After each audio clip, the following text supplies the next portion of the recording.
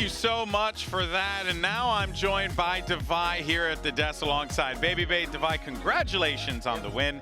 That was a tough one at the beginning. Let's talk about that map one, because you guys have an excellent sunset, and a lot of us were a little confused as to why FUT picked it up. Were you guys confused as to why FUT picked it? Not really. I think they knew our sunset was not bad, and we also knew that their sunset was great. So I think. So you went into it already with the respect on their side. Yeah, I think we kinda expected the veto that they're gonna pick sunset or lotus. Yeah. And it turns out they picked sunset instead of lotus. And yeah, I mean, we made a little bit of preparation, and we know their sunset is good, and they like to walk up mid a lot, like walk up A a lot. So yeah. Yeah, it felt like there was a point in that one. I'm gonna actually go and find the track here, because it felt like there was a point in time where you guys just decided, screw it, we're gonna win. He decided it. Honestly, after round 20, it was back and forth. And one of the things we had noticed was you guys weren't really fragging together in a few of those rounds. Was that kind of the conversation you guys were having internally in the comms? We're like, guys, we got to play a little bit more together and we can beat them? I mean, definitely. I think if you play against Turkish team, definitely you gotta like level up your aim-wise, and you gotta shoot them, because we're not gonna find them, they're gonna come and find us, So we gotta be. So you weren't shocked that they were so proactive the way that they were. I mean, we knew that most of the Turkish team are very proactive when it comes to map control, and they like to come and shoot you in the face. So if you're not hitting your shots that day, then I guess you're going home. But you guys are better at doing that. I mean, surely. But okay, so my question is on that map as well. How did it feel going up against that attack operator from Yedije? Because he was going off, and I don't know, were you guys ready for that? Did you expect it? I checked the bots recently, and I saw that he's been buying the operator and outlaw, and I kind of got deleted few rounds from him.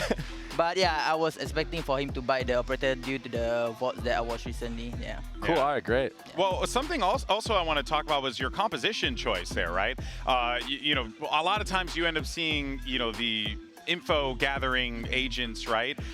They were playing the Cypher, for example. You guys opted not to do any of that. Is that just because you feel a little bit more comfortable with slicing off the sites? Do you value that? I mean, what's the PRX thought process with the composition on that? I think when it comes to Sunset, we believe that Sage is a very good agent in terms of getting the plan done, or even for the post plan, you can stop the retakes easily with the slow, we believe.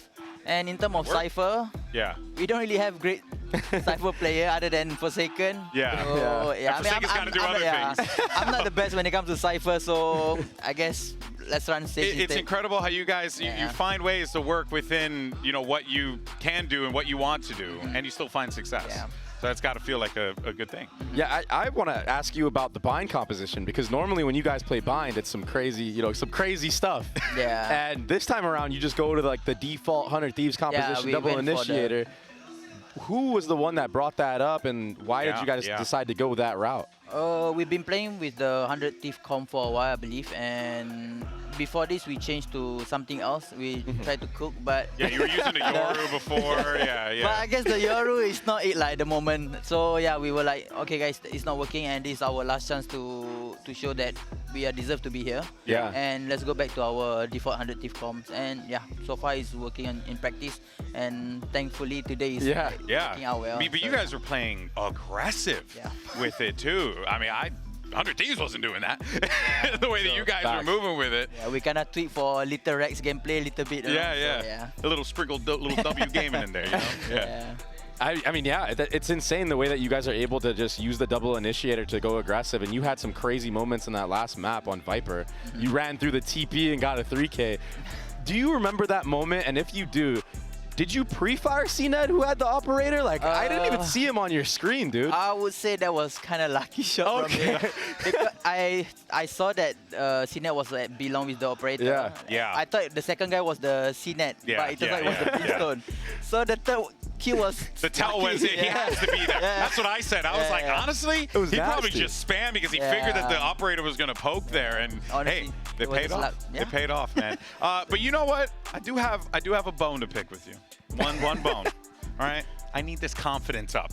all right? You're PRX, Yep. okay? No, W Gaming. You guys are freaking awesome. Yinsu asked you earlier, are you going to walk away with a trophy? And you were like, nah. I never want to hear that again, okay? I want you to keep that confidence up. Because you guys are genuinely an incredible team. You're such a joy to watch every single time. And it's very clear that the 5 of you have a lot of fun playing with one another. So, yeah, man, you know, just say it with your chest, all right? You got this, brother. I believe in you. I believe in you. Hey, well, let's go ahead and get some business done here. And, of course, we do have to say goodbye to both Talon and FUT Esports today. And, look, I think all the teams brought their A game here today. I think Talon certainly, you know, that one, Baby Bay, that was a rough one. A tough pill to swallow for those boys because they certainly had the ability, the potential to push past this. It just wasn't their day-to-day.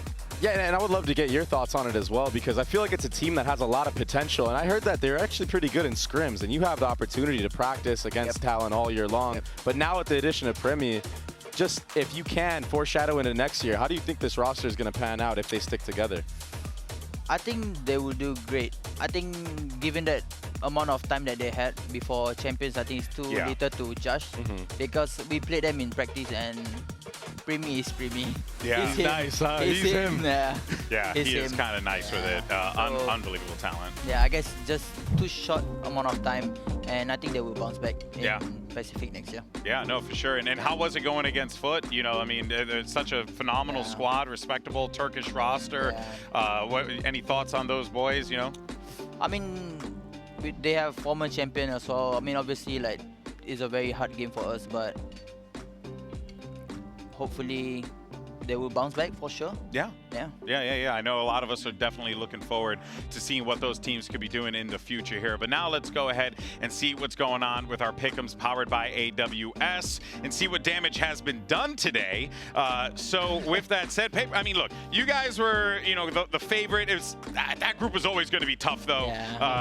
EDG, FUT, G2, as well as PRX. Of course, G2 moving forward in the competition and that #1 seed now. But that now leads yet again for the 1000th time you're going to play against EDG. Yeah, our new rival, I would say, used to be DRX before, like over and over we meeting up, but now I guess it's our EDG brothers. It's EDG, and look, a phenomenal team. You guys played against them last, but did you guys talk about, you know, after the loss and all that stuff? Like, how are you feeling about going up against them here? I mean, not yet, I would say. We kind of like just focusing on the previous games that, because we also, let's be real, we haven't been playing really well. So we kind of like, let's go one by one. Like, let's just focus the FUT matches first. If we do win today, then we focus on EDG. Yeah, no, for sure. Is there a, you know, what do you feel is going on in the camp, in the PRX camp right now? Is it just, you know, got to find the groove a little bit?